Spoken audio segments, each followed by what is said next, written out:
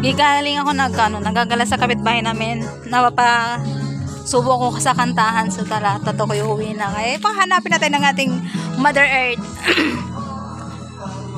Nadaan ako sa may mga bahay-bahay. Ayan.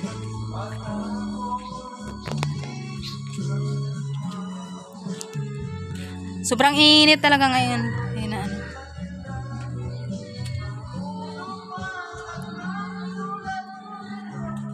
Maraming punong kahoy dito. Dito nyo makikita. Maraming punong kahoy dito. Yan pala.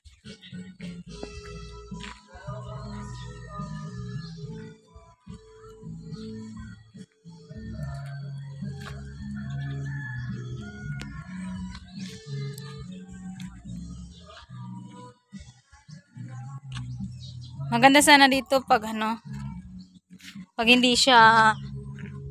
lang siya mainit, masarap sana magawa ng content kasi nga sobrang init kasi ngayon. Pag lumabas ka naman, napakalagkit sa katawan. Kaya ito, hanggang dito lang ako. Ikot-ikot sa likodan namin. Ayan. May dadaan motor. Katabi ako. May dadang motor.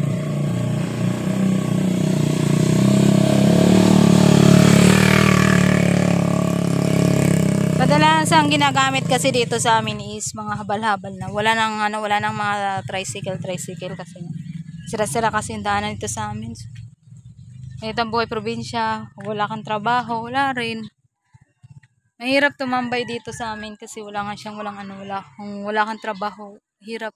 Pero mas okay na rin to kaysa ikumpara sa Manila. Sa Manila is sa Manila, halos lahat bibilihin. Dito naman, pwede naman dito. Kung magtanim-tanim ko dito, tulalang init siguro, marami siguro tanim yung tatay ko ng mga gulay-gulay dito sa maghilid-gilid. Mayroon din kaming kakao nga, pero malapit na siyang mamatay. Ayan, oh. Ayan. Malapit na siyang mamatay dahil sa init, pero ilang days din naman, nag-uulan din naman siya.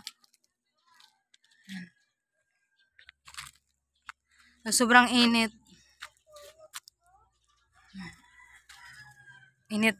Umugala ka talaga dito, di yung kainit, sobrang init talaga. Dami kaming sinampay. So yan. Asa ko paingon? So, tinatanong ako ng anak ng kapatid ko saan daw ako galing. Sobrang init. Wala pa si mama? Wala pa.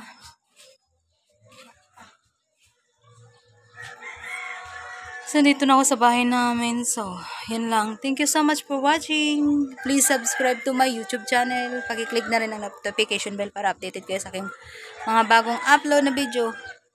Love you all. Shout out sa lahat ng buong Team Lintik. Bye-bye!